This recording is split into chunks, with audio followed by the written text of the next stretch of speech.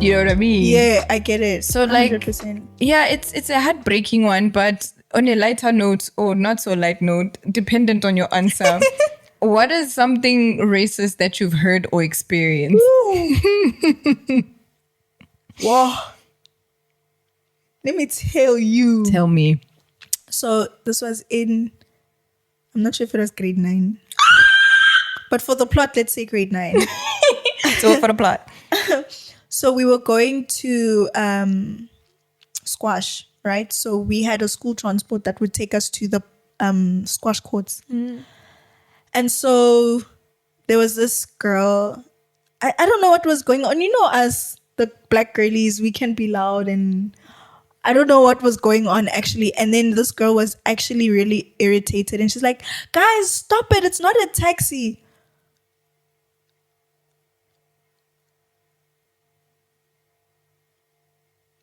I beg yours. I beg your finest pardon. I'm so sure her soul left her body because the wake up. Yo, then Janelle at her. It's like, I'm sorry. I didn't mean it like that. I'm sorry. And it's like, how dare you? And you're so young. You're too small for what you're And doing. the thing is, the same taxi thing was said to me in my much older days. Same, but it was, Where- this is not a Shabin. That's crazy. Grown age, mind you. So I'm in my lecture. And I have my Bantu knots on. Ne? Those are like little ponytails, like little Oh, ponies yeah. that are like closed. For Like context. knobs. Yeah. Little like cute like knobs. Mickey Mouse's. No.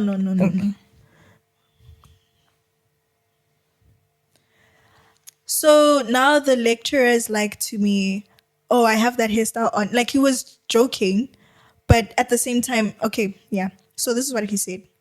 He's like, oh, so you have those little ponytails. I don't know what you call them. Ponytails to protect you from, you know, when the taxi is just moving out like rough. And I'm like, Lapo, I drive myself to school every day. Oh, what's it top up? What's in taxi? Where is he picking it up from that I take taxis? It's just that it just felt like, you know, I'm a taxi taker. And then I said to him, sir, I don't take taxis. Oh? But Beng is back. I was holding myself back because I really wanted to be like, oh, is it because I'm black you're assuming that I take taxis? But that was the best thing. And mind you, he's mfundisi. A reverend. I'm sorry, I'm about to go on two tangents. First one is, like, I don't think a lot of people that say racist things are aware of the racist thing that's been That's said. the scary thing, dog. So, okay, so Because Shuguti, that means this thing is subconscious. that means it's like DNA, dog. It's like deep within, like it's embedded in you. Second tangent I'm going on is cultural difference versus racism. So, Yeah. like you're telling me the story now, it sounds racist, but I could also argue that it could be a cultural difference That we situation. take taxis. Like, Because best believe when you see a white person in a taxi, it's like, huh? what are you doing here? Can I tell you? Actually, there was this white mama in the taxi, and guys, Even she was sitting. She chose to sit in the front because she didn't want to sit at the back No. and be with other people. So she's like sitting in the front. We give her our money. She doesn't know that seat. That special one there, the one that I ran away from, Girl. requires you to work. You are working. It's like, no. What am I doing? I'm not counting any money. The people in the taxi are like so shook. The taxi driver is entertained by this lady. And then when she leaves, it's like, bye-bye, mama care. Like, I think it's also that thing of, you know, when white people sometimes act they still act superior even in a black space. That when this taxi driver experienced this with this lady, he chose to make it a time of entertainment, and we were having the time of our lives in that taxi, because it's like, what do you mean? What do you mean that you are coming in here? It's a taxi rule that you will count. Unwritten one. But it's also that thing of like, I get what you're saying with the cultural differences. I think for me in that moment, it felt like you're just assuming, like even with one of the students, we were trying to organize transport and like kind of carpool to somewhere for a formal event, for an Easter event. Yeah. And so now this guy was also counted as the people that need transport, but it's like, no, I'm here to offer the transport as well. Like, I can be that person, but you don't get considered in that way first. The first thing you see is a taxi taker. Is I can't afford to buy a car. Like that's how it's received. That me and my people, that's where we end up.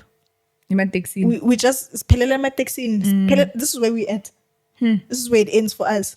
So it's like, I get the cultural differences, but why don't you ask? Yes, fair. Another spanner just came into my mind. From my understanding, based on the definition of racism, it is an assertion. I don't know if that's a word, but like when you assert your superiority in a situation, thus causing discrimination and all these things. Was that racist? Like, did he assert like his superiority? I mean, he was already my superior in that room. So, but it felt more like discrimination than it did racism. Yeah. Okay. That you're already assuming, like, discrimination is an assumption. Uguti, a group of people behave like this, or they are suitable for this and not for that. You know, so in him already just assuming that I take taxis, it felt like a discrimination against black people. Where it's like, when you see me, you assume that not even an Uber, my brother. Takes. It taxi. So I think what this has low-key proven subconsciously is that not everything is racist. Not everything is racist. But we just like, but it feels like there's a seed of racism behind it. Like, because like, so it feels like when a white person discriminates against a black person, it feels like there is a seed of racism. I would lie. Yeah. You know, because why? You know? And it feels like it's a small one, a tiny mustard seed. Have you seen how small a mustard seed is? It feels like that size of a seed. And because it's so small, you don't think that it's wrong, or you don't even notice it. And I think also, I have black friends. Generational PTSD. Yeah, 100%. Because when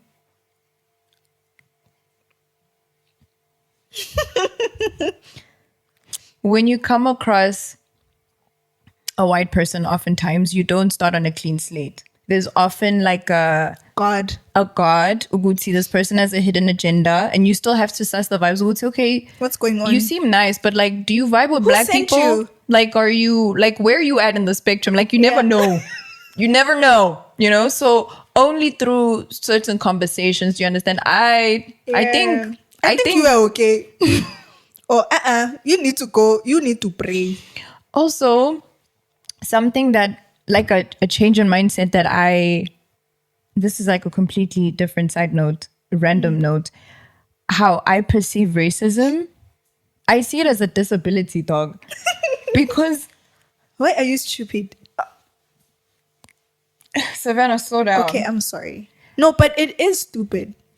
Yes, but like, I think for a long time in my little, like when we went through the Rodepod phase and we experienced racism. Wait. Pause, let me get there. Like, it felt like something that was like, it felt like I was oppressed, and I felt like that Ndezelo. But that you now are I'm just black. like, I am so sorry that you're going through that. Like, are you okay? Go back to Zimbabwe. Now I'm just like I genuinely, and not even like in a sarcastic way, but I Yeah, feel like- so sorry for people that are racist because like your brain is struggling and like you need help. Like this is not okay. And the thing is you don't Not okay. know and you don't see it. And like it just breaks my heart to go to this is where you This are. thing is ruling you, bruh. Like- It's holding you by the beard, the mustache, the bendy. Dog. The chest hair. Like, I think Elsewhere. because it's also it makes it, when you don't give it as much power and you see it for what it really is, that's when you can get to that position of like feeling sorry for someone. But you also look at them and you're like, bro, that it's so childish. Like, what are you doing? But you know where the plot twist is? When it's systemic. What you mean? Like when it's in the workplace. Oh, You can't feel sorry because you are being You are the sorry. That is your bread and butter. You are not the manager. You're not the boss. But you're seeing these things and you're like, Speaking of racism in the workplace, like you being an educator, like is this something that you see with kids? Like, have you witnessed kids being racist, maybe being racist to each other, or saying something of a racial slur, or a teacher being racist to a child? I think that like I think there's a lack of knowledge on racism and it feels so alive. No, man. Sorry. Feels like a secondhand smoke. Like the term "you're racist" or "that was racist" is just being thrown. And I'm like, yeah. Breda, like nothing about that Was racist. was racist. And so I think I take time to try to educate, but like I have side conversations about it. So for example, I had a child, a white child. You had a child? Relax. Okay. So I was wearing like a white shirt and it had like drawings of a black girl in an afro and then another drawing of a black girl in cornrows. And this child just like points at the picture of the girl in the afro and he's like, aha, her hair's ugly. She needs to wash her hair. Oh! I felt that in my insides. I was like, Whoa. wait, wait a minute. Whoa. Like, Is that child's... Uhlala kuphi? Sorry. Savannah. I'll slow down. So I did have that moment of feeling a way about it. Like I felt livid because like my brain went into that, that PTS mindset. You small young fun.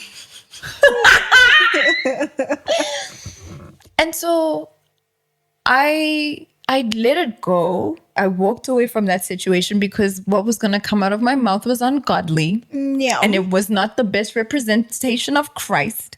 Yeah. So I retracted and I moved myself from that situation. And Shemi was like lighthearted and joking about it. And then at the end of that, like end of school day, like I called him to my classroom.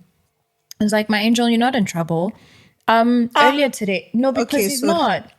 I said, so earlier today, you said A, B, C, D, E, F, G. Also, this is a white child. The closest, my assumption is that he probably does not have black friends that educate him. Yeah. He probably has Do they even know as black children? So I then take him through the process of explaining the type of hairstyle that this person has. Like this person has an afro and enlightening him on black culture. Also, beneath my braids, which I had braids at the time, I was like, underneath my braids, I've got the same hairstyle that you said was ugly, that you said the hair needed dirty. to be washed. And like already I was like, no, you good. We're okay. You good. You are okay. But I just want you to understand that this could have gone down a different way. Yeah. Right? It could have landed in a different way. So next time I want you to be more mindful when you say something. I know that it wasn't your intention to sound snacks or to make fun of, but I just want you to think deeply the next time you make a comment like that, just to tread carefully, because the next person I will let you know right now it's gonna go south. Sure. So That's actually really important for I think especially someone who's in your position as an educator, because what I found about the COVID babies is that they don't know anything. Like They're a different breed. They don't, even the black kids don't know anything. And that's why they can use the word racist all willy-nilly, because they don't actually understand it to its core. They know apartheid, but do they actually know what happened? You know? And the thing is, these kids are so cute, because when I was still in my teacher era, they would come to me, and when they're writing their stories or doing their work, whatever they need to be doing in class, they'd ask me, "Ma'am, is it racist to say that Nelson Mandela was the first black president?" Oh, buddy. And I'm like, no, it's not. And like, they want to be careful because they don't know. You can't. Black is a swear word. Exactly. It feels, like you're black. If I say you're black, That's racist. And even when one of them came to me, like they kept coming to me. Another one was like, "Ma'am, is it racist to say Sia Kolisi was the first black Rugby captain. rugby captain?" Yeah, it just went rugby captain. I'm like, no, it's not.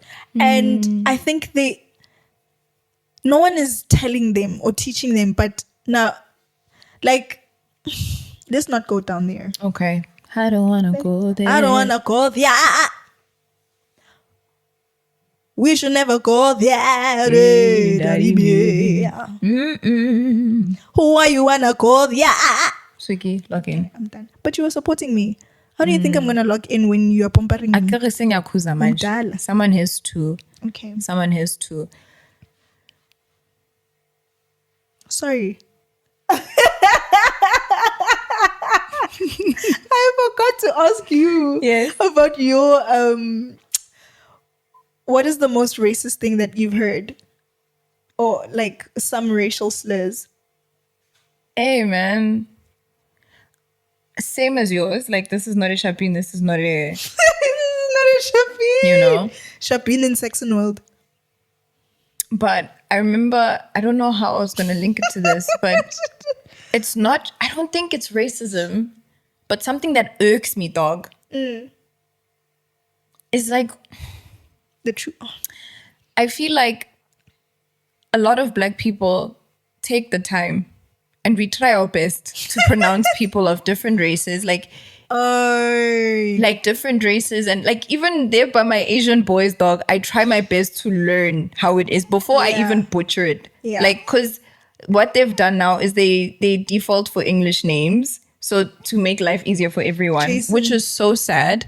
But like, I try my best, shame. like, teach me your original name. How do I say it? And then I'll call you the other one until I get the right one right. Yeah. Because I'm not trying to, you know, Call you to shame you like that. Earl. But what irks me is we try our best as a people to get the pronunciations of different races correct. Yeah. And then some races don't even try.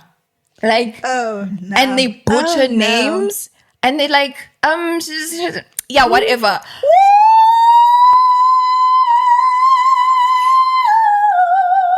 The dismissal of the identity of a person's name. Not like, whatever, child. like you're not even trying to know the person and to give them that decency and respect to pronounce their name correctly. Because it's too hard for you, you are going to just like chuck it aside and whatever like that's something that I think it really does irk you. there's an unhealed part of me that I need to work on clearly. Yeah. But it doesn't sit right with me. Like to this day, if I hear someone's name being mispronounced, I go, Like it just... Can I tell you the most butchered black name that I ever heard? There's so many. Was Nokobile. That's Nobile. Nokobile. But you know what the sad thing is that I'm seeing is how, and I think our conversation is based on black experience because we're black. Sorry to... What? Sorry if you found out this way. Why so are you sorry? We're not sort of... Oh, because Abanya, they can't see us. They hear us. Oh, yeah. So we're not sort of negating other struggles of different races. So like we're speaking from an experience. What I'm seeing is that a lot of black people are trying to sort of change their names to simplify it so that people can pronounce it. So they lose the meaning of the name completely. Yeah, the depth of it. And they're well. like, you can call me Z. What's a Z? You know, actually, funny What's that an you, X? What's funny a that T? you mentioned that. What's a Y?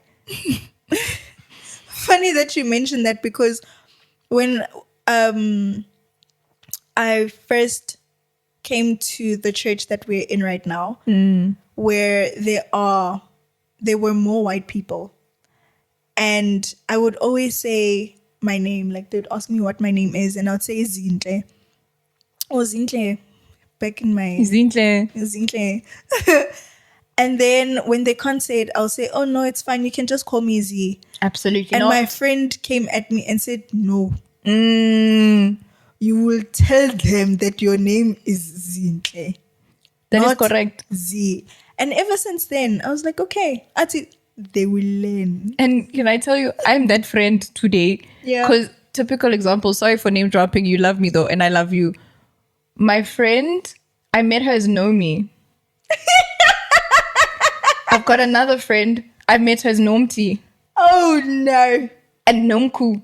And I'm like, what? Like when you, What is this? what is, Konaman, what there's in many the of prefix? them. And Nomi is Nomangwani. Nomti, Nomtandazo, Nonkululego. Like, do you understand Yeah. the depth and the richness in the declaration of that name as well? Yeah. So I literally call them by their full name. Yeah. Like, Nomti, I'm sure she's sick of me. I'm like, Nomtandazo every Sunday. Nomthandazo. Every Sunday. You know? But on the topic of names, I have a story that your dad once shared with me, where at work there was always this one person that would call his name. So our dad's name is Muzi, right? And this Tani would always say, "Hi, Musi," and My money? and your dad would be so confused as to what's so hard about pronouncing the Z in my name, like Umuzi. Like you can say Bare minimum. Zambia, Zanzibar, Zimbabwe. Zimbabwe. Practice. Sorry. So he would always have to like correct her. No, it's Muzi. Time and time again, she would say Musi until your father lost his marbles and shouted at this mama and said, "My name is not Musi, it's Muzi with a Z." That Dani cried. She cried, but then the next day she's like, "Hi, Muzi." They're Then gonna she learn. could say his name. They're gonna and she's like, "You learn. see, I said it with the Z."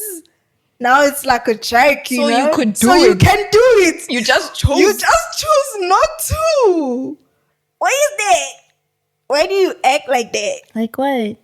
The way you act.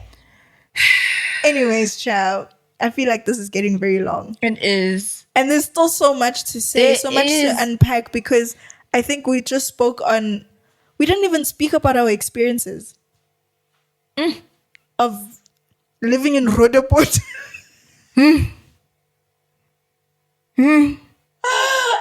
Sihlangane nabo fervor.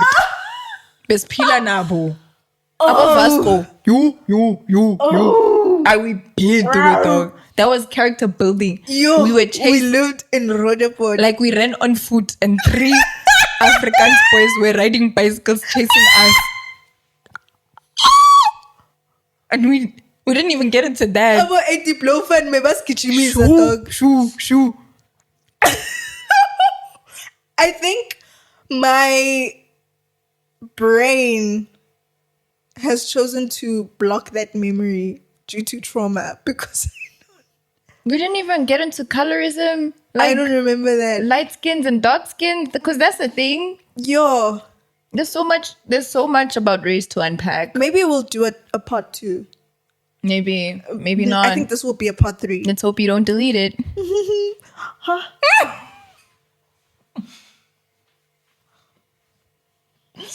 On that note, what is your race? Hear me out.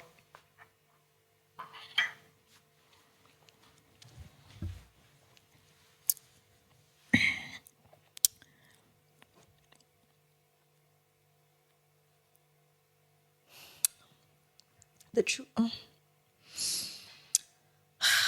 Maybe you should go. still deciding if whether I should delete this episode or not. Wow.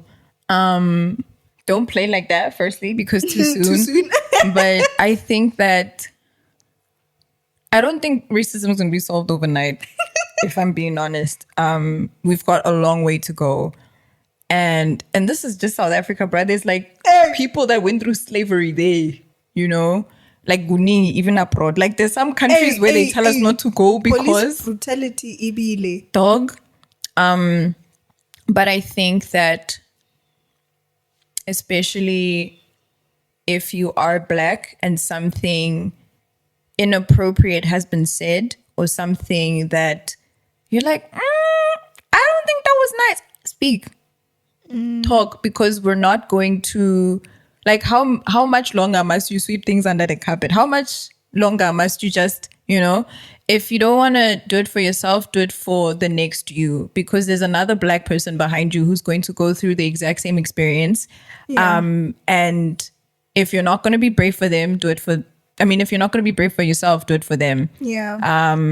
Try your best to have conversations and to educate and enlighten people where you can.